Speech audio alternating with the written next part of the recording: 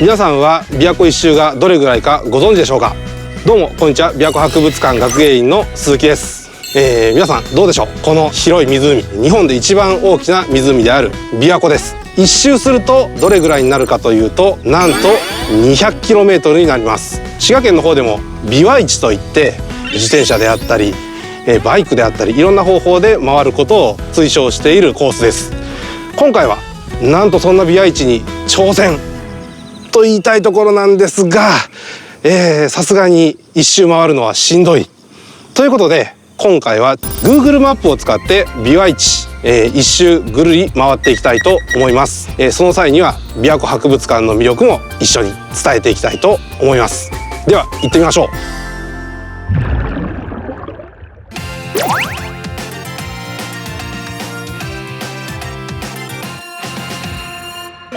スタート地点はもちろん、我々のいるこの琵琶湖博物館になります。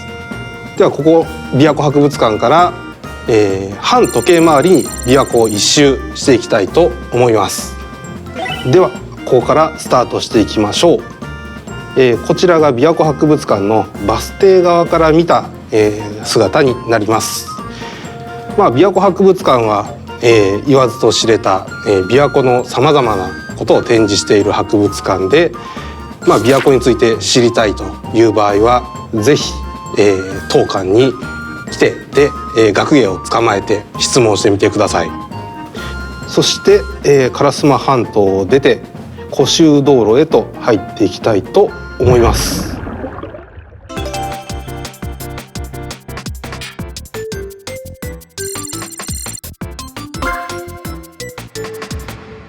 博物館の方からどんどんと北上をしていくと、ここで曲がったところにあるのが琵琶湖大橋となります。ちょうど琵琶湖の南湖と北湖を分ける非常に長い橋でして、長さは 1400m にもなります。大津市側から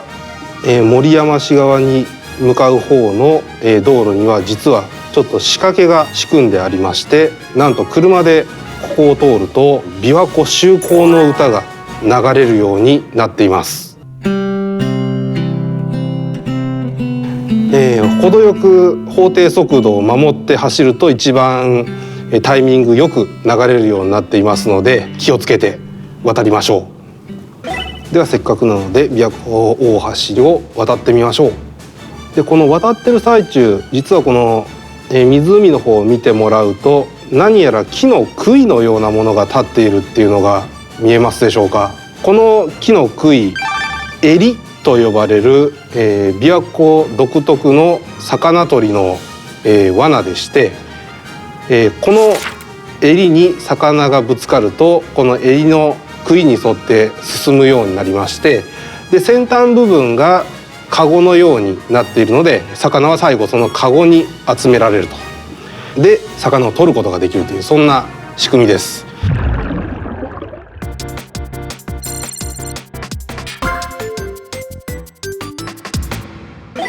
琵琶湖大橋の方は一旦これぐらいにしまして、でそこから少し北上してくると、安市に入ってきます。こう進んでいきますと広い水田地帯が見えてきます。琵琶湖の湖岸はもともとたくさん水田がありまして、で、昔はその水田に魚が多く、上がってきていました。ところが現在は圃場整備が進んでしまいまして、魚がなかなか上がれなくなってしまったということで、今改めてこう琵琶湖湖岸の田んぼに魚が上がってきてもらうために、滋賀県各地で魚のゆりかご水田という、魚をこの田んぼに戻すタイプの、水田を作っています。琵琶湖博物館でもこのゆりかご水田の仕組みを説明した展示があるんですけれども、琵琶湖博物館で展示しているゆりかご水田の模型はこの安市の田んぼで使われているタイプの、ゆりかご水田の仕組みというのがモデルになっています。さらに北上していくと、大型の河川が見えてきます。この川が愛知川と書いて、越川というふうに読みます。ちなみに滋賀県は北部と南部で大きく気候が分かれるということが言われていますけれども、だいたいこの越川と、その対岸の宇川のあたり、この辺りで気候がガラッと変わるというふうに言われていまして、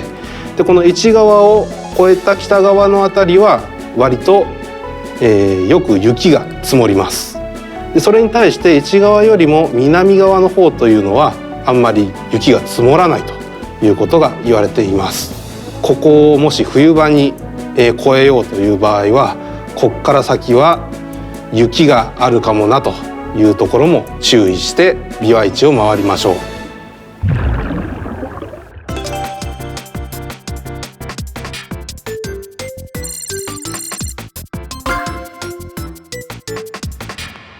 さて、彦根のあたりに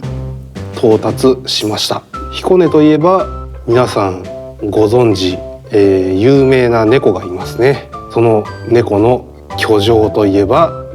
彦根城と。彦根城には彦根城博物館もありますのでね、井伊家推しの人はぜひこちらに来ていただけるといいかなと思います。さて、彦根市の方に来ましたら、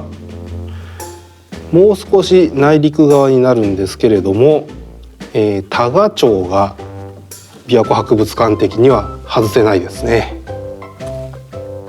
今回は琵琶市と言いながらだいぶ陸地の方にあるのが多賀町なんですけれども、実は琵琶湖博物館で展示されているあけぼの像のレプリカ、このレプリカの本物が出てきたのがこの多賀町になります。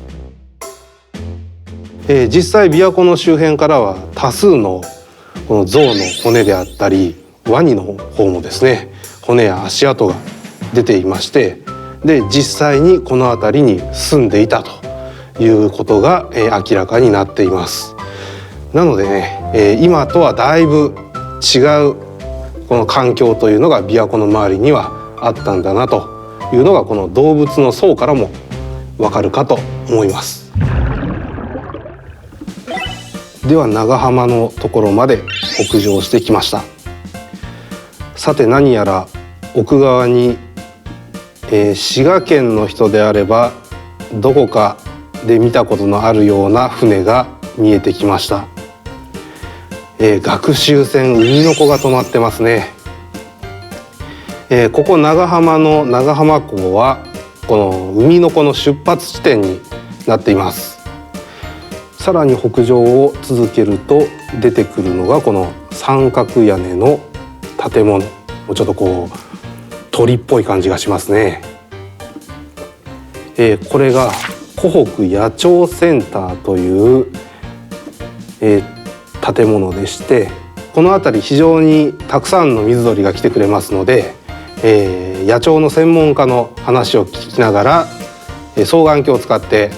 琵琶湖に来ている野鳥の観察ができたりします。なので鳥好きの人には、たまらない場所ですね。でこの辺りの琵琶湖の底からは実は非常に、保存状態のいい土器が見つかるということが知られていまして、つづら尾崎湖底遺跡というふうに呼ばれています。だいたい縄文の頃から、平安時代ぐらいまでの土器が見つかるんですけれども、この辺りのことを詳しく知りたい方はこの周辺にこのつづら尾崎湖底遺跡の資料館がありますので、ぜひそちらの方に、寄ってみてください。琵琶湖の北の端の方までやってきました。この辺りは塩津ですね。日本海側から運ばれてきた物資が、丸子船などを使って京都まで運ばれていく、その大きな港があったところです。こういうところがあったからこそ、滋賀で、名物の料理としてサバそうめんのような、海の魚を使った、料理があったと言われています。ちなみに丸子船そのものに関しては琵琶湖博物館で実際に見ることができますので、ぜひ実物見たい方は琵琶湖博物館で丸子船の実物を見てみてください。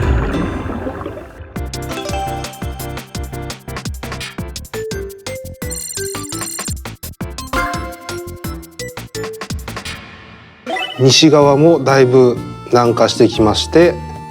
もうそろそろ南西の方を見ると比叡山が見えてくる頃かなと思います。この辺り実はちょっと内陸側に行くと、面白いところがありまして、この辺りで発掘された像をモデルに描かれた、絵図というのがあります。B展示室の入り口のところにある龍骨図、それのモデルになった象の骨というのがこの辺りで出てきたそうです。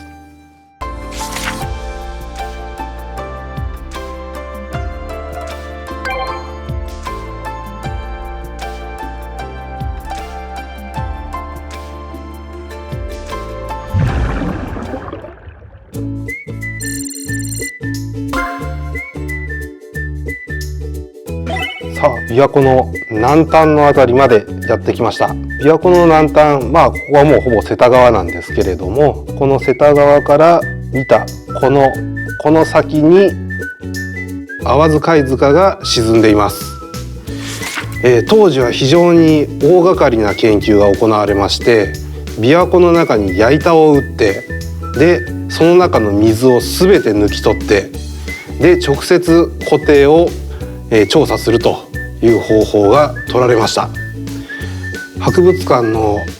考古学の人に聞いても、これだけの大規模な調査はもう二度とできないだろうと言ってるぐらいに、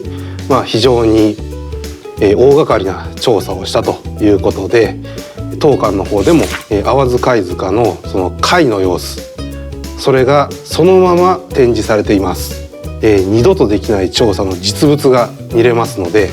ぜひ琵琶湖博物館に来た際にはこの B 展示の貝塚の展示見ていってください。さて、琵琶湖博物館入り口のメタセコイアの並木が見えてまいりました。ということは無事に琵琶市を終了して、琵琶湖博物館まで戻ってこれたわけです。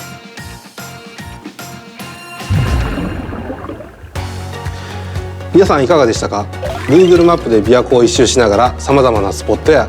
地域を回ってきました。ぜひ皆さんも琵琶湖に訪れた際には実際に琵琶湖の自然と歴史を体験してみてください。この動画がいいと思ったらチャンネル登録、高評価お願いします。それでは次回の動画もお楽しみに。